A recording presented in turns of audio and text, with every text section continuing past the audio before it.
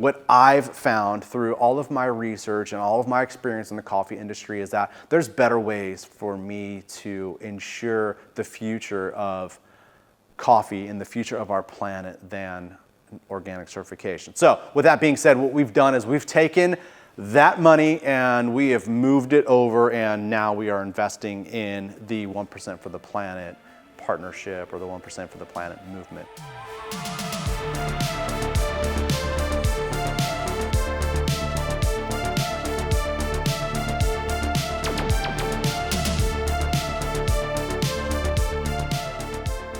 Yeah, so why 1% for the planet? When we first started this business back in 2016, my idea was that I wanted to try to improve the way that coffee is produced worldwide. That is a huge undertaking for somebody as small as me that basically started off with 3 bags of coffee on the floor and literally no customers to sell it to. But those first 3 bags of coffee were organic, certified organic coffees, fair trade. It was so much so that when I went to go season my coffee roaster for the very first time, I was like, no, I'm only putting organic coffee in there because that's the only thing that's ever gonna touch that coffee roaster.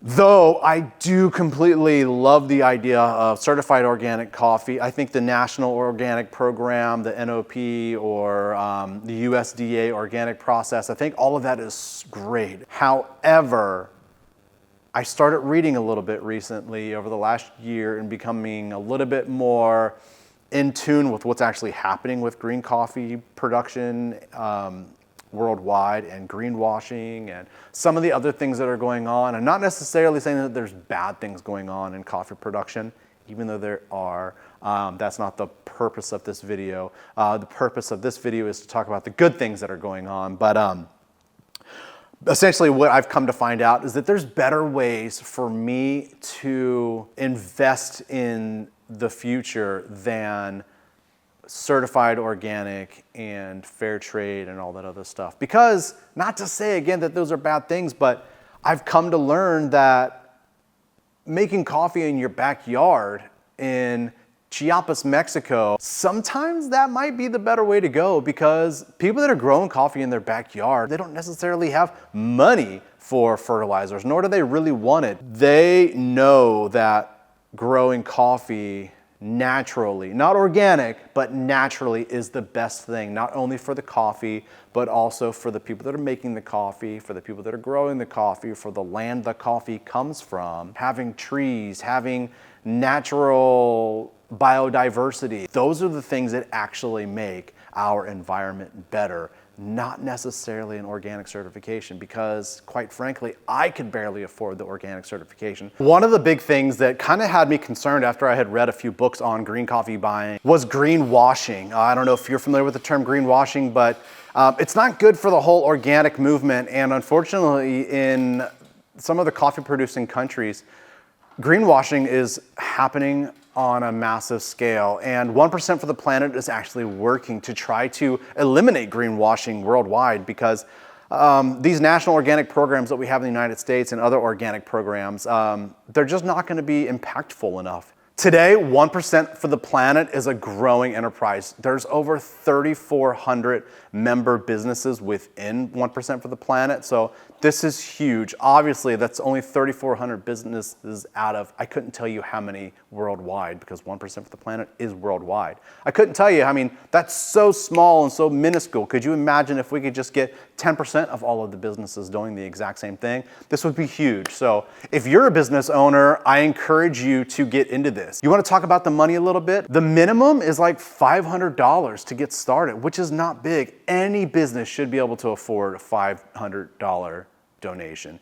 And really, I think that broke down to like a $249 or somewhere near initiation fee. That took care of all the back end stuff that has to be done to get you registered with 1% for the Planet. And once you do, they send you this really great package with all of their branding information, their logos, exactly how the logos can be used. They also give you a bunch of talking points in like a brand identity guide that they use that just makes it so easy for other business members to come along and become 1% for the Planet members. So Again, $500, that's really quite inconsequential when you think about it. That's just the beginning. I mean, you could also do like we're doing with the Ventura Land Trust in August. You know, we're making a donation. It's about $75 worth of coffee, gear, and that's $75. I mean, we're almost a fifth of the way done there. Obviously, that's not all that we want to give for the year, but it just kind of shows that there's a couple of little things that you can do throughout the year that can bring you to that $500. Now, mind you, you cannot use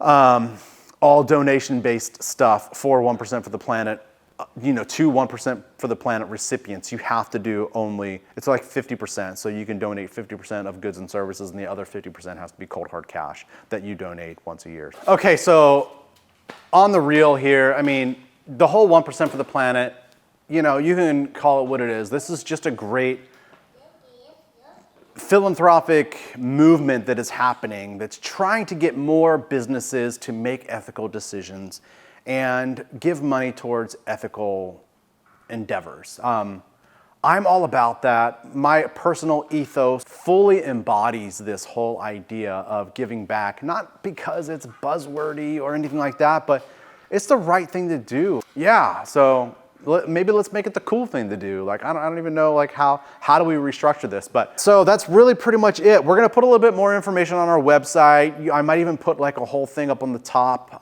It'll probably be on the bottom now that I'm looking at it. So I'll probably put something on the footer about 1% for the Planet Partnership and all of the awesome stuff that does. And then I'll probably put something up on the top where it says learn more. So you can go to our website, click where it says learn more, and in the drop down there will be a link there soon that talks about 1% for the planet and kind of what's going on with that. Anyway, I want to thank you very much for your continued support and patronage towards my business. The more people that we have buying from us, subscribing to our coffees, the more money we're going to be able to donate back to this cause. So thank you, and let's keep up the good work. I look forward to doing more business with you in the future, and that's it. So thank you.